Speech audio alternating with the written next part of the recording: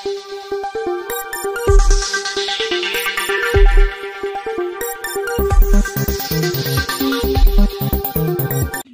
हम लोग खड़े हैं, यहाँ पर आने के लिए रास्ता भी नहीं था और यहाँ पर पूरे तरीके से माओवादियों का डोमिनेंस था।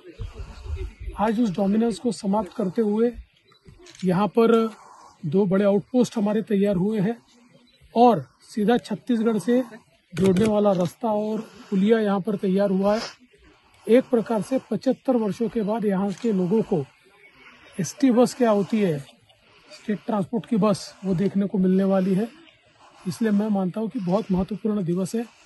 हमने ये कहा था कि गढ़चिरौली ये महाराष्ट्र का अंतिम जिला नहीं होगा, महाराष्ट्र का पहला जिला होगा।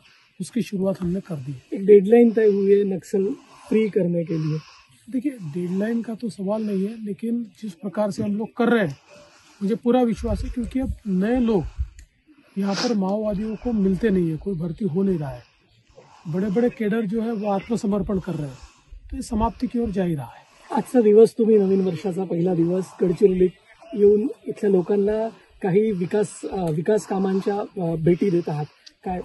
मला अतिशय आनंद आहे, कारण हा जो सगळा भाग आहे या भागामध्ये वर्षानुवर्ष दळणवळणाची साधनं नव्हती, रस्ते नव्हते आणि माओवाद्यांचा डॉमिनन्स असलेला हा सगळा भाग होता। आपल्या पोलिसांनी अतिशय चांगलं काम करत त्यांचा डॉमिनन्स संपवलाय आणि आपल्या सगळ्या विभागांनी या ठिकाणी प्रशासनाने चांगलं काम केलंय।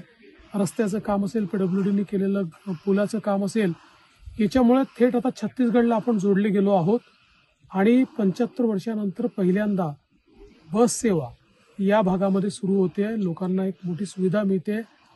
आता आपण बघितलं असेल की कोणीही या ठिकाणी आता नक्षलवाद्यांना किंवा माओवाद्यांना नवीन भरती मिळत नाही। त्यांचे जे मोठे केडर आहेत तेही आत्मसमर्पण करतायत। त्यामुळे एकीकडे आपण त्या समाप्तीकडे चाललो आहोत।